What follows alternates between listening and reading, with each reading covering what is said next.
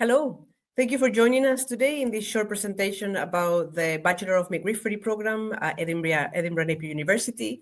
My name is Sara Rodriguez. I'm one of the lecturers in midwifery. I'm also the midwifery recruitment lead, and I'm here this afternoon with one of my colleagues and one of our students. I'm going to let them introduce themselves. Hi, thank you, Sarah. My name is Margaret Moran. I'm the Bachelor Midwifery Programme Lead and have been for the last 4 years now. Hi, I'm Hannah Benjamin. I'm one of the third year student midwives. Very good. Thank you both for coming to us today. And I thought we could maybe start with you, Margaret, starting with a little bit of information about the program.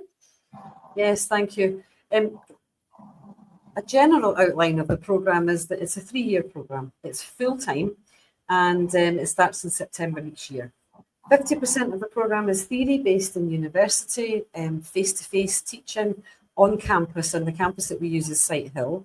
And 50% is based out in practice when you'll be working in clinical areas. And it's divided each year into 3 trimesters and modules in each one. So here's an example of an overview of year 1. So trimester 1 is you're in university in first year doing 3 theory modules. In trimester 2, so that's kind of January to early summer, you do a theory module and then you're out in clinical practice. And then in trimester 3, which is sort of May time, over to the end of August, you again have a theory module and then you're out in clinical practice. For most of that clinical practice, you'll be working part-time. So here's the overall 3 years. So on day 1, we will present you with this planner, and this is your planner for the next 3 years. This is your whole programme mapped out. So you can see that we work all year. You don't get the summer off. We work right through every year. You've got all parts of the year, I should say. The first trimester is the theory one. So as you can see, that's all in white. So all the white sections in this planner are theory. All the green sections on this planner is when you're out in clinical practice. Then we've got study days and theory weeks and all different bits and pieces going on. And the 7 weeks that are yellow are your holidays. So if you've been accepted onto the course, don't book any holidays because they're fixed. If you've already booked holidays and then you're accepted onto the course, you need to speak to us very early in your programme to discuss how we can try and accommodate that. In year 1 and 2, you mainly work part-time, but in year 3, you're full-time working with midwives throughout the whole year. And you do that because you're required to work 7 days a week in clinical practice, 24 hours a day, the same as the midwives do. So you would be earlies, lates, nights, and have your days off. But the expectation is you're available to work any day, every week that you're out in clinical practice, and we work out your hours around that. So clinical placements is really interesting. We've got 4 main health boards that we use, Lothian and Borders, and we've got Forth Valley, and we've got Fife. So you can be placed in any of these areas. We do look at your postcode and see where we could put you closest to where you live. However, if the majority of students all ask for Edinburgh, when we can't fit everybody into Edinburgh. The Nursing and Midwifery Council also require you to have an experience out with the one health board. So everyone will travel at some point to different health boards in the programme.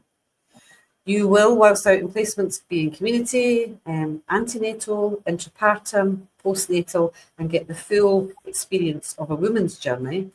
And we do that by giving you the theory that you need behind your practice and then prepare you for clinical placements by meeting midwives, by meeting support staff and our clinical colleagues. And we've also got a simulation skills centre that will help prepare you for that. So the simulation centre is fantastic, and you can teach basic skills right down to taking a pulse and a blood pressure right up to a full somebody collapses and they've got a cardiac arrest. And then in amongst all of that, you've got the midwifery skills that you need to learn. So it's a big centre. It's got lots of different available simulations that we can run when we're down there. And most modules, theory modules that you're in, will have an element of skills in it as well. So we can do such a lot down there. One of the questions we get asked is, what does student support look like throughout the programme? And in actual fact, it's very structured and there's a lot of support throughout the programme. It's 3 years, it's full-time, as I've said, so it's not an easy option to come and do midwifery at all. And we want people that are dedicated to do this with us. So we've got the academic team, all our teachers, we're got an open door policy. We want you to come and see us. We want you to be in contact with us. You have, each one of us has got a group of students that we call our reflection group, and you call us the personal development tutor, and we'll see you through your 3 years of your programme. Once you've been allocated somebody like that, we'll see you through the whole 3 years of your programme and assist, help, support in any way we can. You've also got out in practice, your practice support. So you've got an assessor in university that oversees that. You've got a practice assessor, so that's a midwife with great experience assessing you out in practice. You've got a practice supervisor, so all registered midwives can supervise you out in practice. And then the teaching team in the university have areas that we're linked to. So we're a link between you, the midwives, and the university, and we enjoy that role as well. And then employed by the health boards are staff called practice education facilitators. And these are staff that are employed to support the midwives that support you. So again, they're the link between the two and support the whole process. Within the university itself, it's recognised that the job that you're doing is with women and families, and it's shift working. So we've got a great system set up there. And not everybody comes without pre-existing things. So might have dyslexia, dyspraxia. So we have a university wellbeing and support inclusion team that we'd encourage everybody to contact should they need to with any help with support, academic, clinical, social, psychological. It's a fantastic team. It's massive and it's second to none. There's no doubt about that. So thank you very much. Yeah. Sorry, No, it's fine. I was just gonna. No. But I was thinking, that that's a lot of information. I hope the candidates interested in the university and the course will find useful. But I thought, since we have one of our students with us, maybe Hannah wanted to share with us her own experience as a student in the program. Hannah, what do you think? Yeah, of course, I'd be more than happy to. So I'm just going to talk more about the academic side of the course and touching upon my own placement experiences, and also being real and talking about the challenges and rewards of being a student midwife. So firstly, as Margaret was saying, the course is split 50% theory and 50% practice. With the theory side, you'll be assessed on written exams, so essays, discussing case studies, that kind of thing. And you'll also be doing practical exams such as OSCEs, which you'll be prepared for quite a while. So they'll do clinical sessions where it'll be in-depth, kind of a full process of how to carry out that skill. And you'll be assessed on that during the course. You'll also be assessed out on practice and how well you perform out in practice. You'll have a list of domains and proficiencies, which are all on your MPAD, where you can log when you've completed them, and you can go through them with your practice assessors or practice supervisors. As part of the course, you'll need to facilitate 40 vaginal births, which is a huge number. But as you've got 3 years and there's 9-week interpartum placements that you'll go through as well, it works out as plenty of time. So try not to worry about that too much. I am now on my last year and I'm closer to my 40 births, and it just shows that it is possible. So yeah, and if you have any concerns with anything like that, you can speak with your academic assessors, your PDTs, and they'll put things in place to help you get them births. So try not to worry about it too much. Just to talk about my own personal experiences, overall, I have absolutely enjoyed it. There have been some challenges, but I think that comes with any course. I'm not a very academic person. I'm more of a practical person. So I feel like I have done so much better practically than I have with my essays, that kind of thing. But that's with everyone, really. Everybody has their own strengths and weaknesses. I've thoroughly enjoyed having a caseloader. So with that, you see women from the beginning of the care to the end of the care once they have their baby. So I had the privilege of being with a woman throughout her scans, her antenatal appointments. I was even there to tend to her intrapartumly and get to see her postnatally as well when she was out in the community. So I really enjoyed that. And now she's 1 year old. So it's honestly, truly, it's such a blessing. And I would recommend anybody to get as many caseload as you can, because you'll love it. But yeah, I just enjoyed that continuity of care and being able to support the women. One of my favorite things to do is to help vulnerable women during this amazing part of their life, and bring life into the world is just very humbling. So I enjoyed that part the most, and also building strong relationships with the women and their families and getting to know them on a more personal, deeper level really helps kind of develop my skills in the course kind of things. But yeah, overall, I honestly have enjoyed it. And like, even with my assessors, my supervisors, I've always had really good experience with them, and they've been able to help me build my skills so I can get more of a autonomous experience now that I'm in third year and I'm almost about to be qualified. So it's very important to have really good supervisors and assessors. However, there are some challenges with the course, specifically the long hours. So if you're out in the hospital, it can be 12.5-hour shifts. But if you're out in the community, it can be 8-hour shifts, and depending on where you are that time.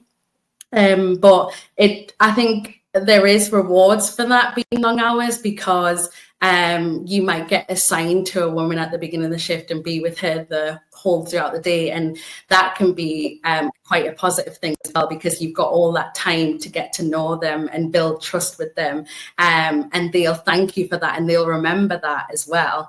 But yeah, that can be kind of a challenging thing, the long hours and stuff. And they can also have an emotional impact on you as well. So you might be seeing a lot of distressing situations. If there's anything wrong with the woman or anything wrong with the baby, that can have an impact with you. So it might affect your mental health. So it's very important to chat to your PDTs and even people in the hospital as well. So midwives that you're working with, you can talk to them and they'll be happy to support you. It's just, you just have to really take your time with it and take every shift as it comes, because you might have really good days and really bad days, but it's important to know that we're all here to support you. There can also be quite physical impacts as well with the long night shifts. What Margaret was saying, you might get a bit sleep deprived, but it's all part and parcel of it. And again, like, I wouldn't suggest to do this course if that's not something that you cope well with. But as I said, if you're passionate about this course and you know that this is for you, just go for it, and you'll have the best time. But in terms of more of the rewards, the positives definitely outweigh the negatives. Witnessing births, I remember witnessing my first birth and thinking how magical and how beautiful it was, and being able to care for the women and seeing what that whole process is like was one of the best things I've ever witnessed. And I think it's just about making a difference for other women as well, and advocating for them, and being able to be their constant support throughout their care is something that I've really enjoyed doing. And again, just building strong relationships both with my peers and with patients and their families. Amazing, Hannah. It sounds like you've had a great experience so far, though. That's always very nice to hear. Some of the questions that we also have is about opportunities abroad. Margaret, you want to come in? Yeah, absolutely. We have a planned 4-week placement in third year, in your final year, that you can opt to go on an elective placement. And that could be abroad or it could be at home. So our students, it's kind of put aside these 4 weeks. So it's self-funded, and we start about a year in advance asking you to plan for this. Because nobody ever regrets organising some kind of elective that they have. But not everyone can go abroad. Not every family can have it if you've got other commitments and finances, and there's lots of reasons people don't go abroad. But it doesn't mean you still can't have an elective experience in that you can work with a charity or a third party. You can work with all sorts of people that will still feed into midwifery, women's health, family health, and public health. So we'll plan this with you, and you find what you would like to do, and we support you to go through the process of managing to achieve that. What did you do, Hannah? Did you stay at home or did you go abroad? I actually stayed at home for mine, Margaret. I chose to stay at the hospital near me and do a postnatal placement. So I chose Ward 2 and 1. I've always loved that during my course. I was there during my first year and my second year. And I just thought, if I love it, I may as well do it for another 4 weeks. So yeah, I enjoyed it. And I managed to get a lot more things signed off and stuff. So yeah, it was a good experience. Good. So worthwhile whether you're home or away. Yeah. The flags that are up on there. It's about choosing what you like, Yeah. where you're more comfortable with, that kind of things. Thank you, Hannah. So the flags that are there is because we've had students that have gone different continents all over the world. But it's something we would discuss individually with you and as groups with you and see what it is you would like to do and support you to do that. This is another question that we get, Sarah, quite a lot. So what do we do with our midwifery degree? So we want people to come in to do the midwifery degree who are desperate to be midwives. That's really important. And then you're fulfilling that goal. And most people will get their midwifery degree and stay a clinical midwife. They'll work with women, with families in the clinical areas for their career. Other people enjoy that and they get a lot out of it, they learn a lot, and then they start taking different courses and they end up in management. So that's absolutely fine as well. But it also, for some people, it's a stepping stone to further study. They want to do their masters, they want to do a PhD, they want to be a researcher. Some people then that route would take them into teaching, like Sarah and I have. So it's a very varied options of what you can do. Some people work full-time for the Royal College of Midwives, which is our union. Some people become consultant midwives. There are not many of them in the UK, but that's a senior clinical midwife and as senior as you can go. And other people look for more specialist roles. They're interested in supporting families through bereavement. They're interested in supporting families in their baby through infant nutrition situations, or they'll get experts in ultrasound scanning. So there is quite a variety of options once you have your degree. Plenty of options, absolutely. Yeah. Okay, so we, as you know, you can imagine wanting to study midwifery. One of the main questions is what are the entry requirements of for the program. So if we look at Scottish Highers, we're looking for 4 Scottish Highers with grades as in BBC, and within these Scottish Highers, you must have English, human biology, or biology. Okay, these are the 2 main requirements. If your Highers don't include math, then we would expect you to have a Nat 5 in math or application of math at a grade of C.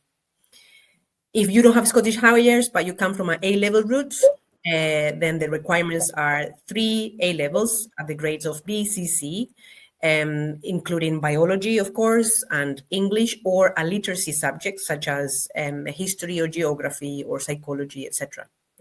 If within these A-levels you don't include the math, then we will looking at the GCSE maths at a C. And if you don't have English as an A-level, we also be looking at a GCSE in English at a level of C. But we understand many candidates want to decide to study midwifery from different routes. Maybe you don't have Scottish Highers, you don't have A-levels, you have all the qualifications, or maybe you did some studies years ago and then you're looking for a career change. There are so many different options to come to study with us.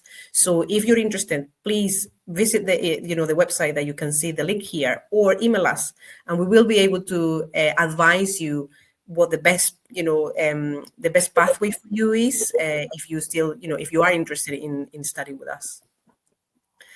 In addition to the entry requirements, obviously, is what is the selection process? How do we select our candidates, our students? And most of the graduate, in the UK, you go through the UCAS application system. You need to submit your application in UCAS, and as part of the application, so far you've had that personal statement that you need to write, and that is changing into a 3 separate kind of question format. But at the end of the day, what we want to know is that why you want to come and study midwifery. What is what is your drive to pursuing midwifery? That is very important. Focus your personal statement or you answering the questions about midwifery and why do you want to do this this job.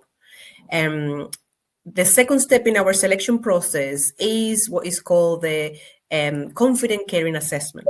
And this is a computer-based assessment, which basically evaluates the personal attributes expected of a midwife. It's not about the clinical knowledge. It's not about any clinical skills or midwifery knowledge. It's about the skills or the qualities that they are needed to work as a midwife. And these qualities are actually outlined by the Nursing and Midwifery Council, by the code of the NMC, as well as the standards of proficiency for midwife. So that is, very important. And if you are interested in studying with us, I would suggest you to go and look at those documents. And the third step in our selection process is the interview process. And this will be introduced for September 2026 intake and onwards. So the eligible candidates after the CCA will be invited to come and to do an interview with us. So that is very much the selection process. And also funding is a very important part of being a university student. So the Student Awards Agency for Scotland, or SAS, will pay the tuition fees for all eligible Scottish and EU students. In addition to the tuition fees, all paramedic, nursing, and midwifery students are welcome to apply for a student bursary. This bursary is non-means tested, is not assessing any income at all, and is non-repayable. So you don't have to pay this money back. This is just for you to support yourself throughout the 3 years of your study. But in addition to the tuition fees and the bursary, the SAS also offers different allowances. For example, dependence allowances if you are, if somebody's under your care, or if you have children. You also have single parents allowances or childcare allowance for parents. So there are many different sources of funding to support you. And if, I would, encourage you to have a look at this at the website that you can see in the slide for more information about SAS. But we understand other students may not be eligible. For example, Hannah comes from England. And Hannah, what was your experience for funding? Do you manage to get funding during your study, or are you still getting funding? Yeah, so I'm still currently getting funding throughout my whole of my 3-year course. So being from England, I wasn't able to apply for SAS. So we have Student Finance England, which is a very quick and easy process. And I was able to get installments that help pay for my accommodation fees and my placement costs. So if you're a student coming from England, it's very easy to apply for, and it'll help you throughout your course. And there's also online Edinburgh Napier on the Edinburgh Napier website. You can apply through the funding. There's a funding section, and you can apply for some bursaries there, but you'll just have to check if you qualify for it if you're from England. Excellent. Thank you, Hannah. Okay. Good. So we've talked about the program. We've talked about the requirements and funding. And I guess the only thing to say is like, why Edinburgh Napier? Why do you need to come with us? Margaret, you want to answer that? Yes, of course. I'm happy to answer that. So first of all, I would say our teaching team is fantastic, and you can't get a course anywhere else. And of course, I'm going to say that as the programme leader. But if we look outside at our rankings, Edinburgh Napier University is ranked as the top modern university in Scotland, and that's the World University ranking, and that's this year. For the 5th year running, Edinburgh Napier has been the #1 in the capital for student satisfaction, so that's excellent. And for midwifery alone, our student satisfaction rates are between 92 and 100%, and that stays at that level. We're very lucky. We all work hard to do that as well. And midwifery alone is ranked in Edinburgh Napier is ranked the top 10 for teaching in the UK. So throughout the whole QA, there are many teaching universities for midwifery. So that's an amazing top 10 to be in, and that's the National Student Survey's given us these figures. So I would say, why not come to Edinburgh? Absolutely. that's a very good question. Why not? Excellent. Yeah. Brilliant. Well, thank you very much, Hannah and Margaret, for your time. I hope you find this very short presentation useful with the relevant information for the program. If you have any more questions, please contact us in this email address, nursing@midwifery@Napier AC UK. And we're just looking forward to see you in the future. Thank you very much. Thank you. Thank you. Bye-bye. Bye.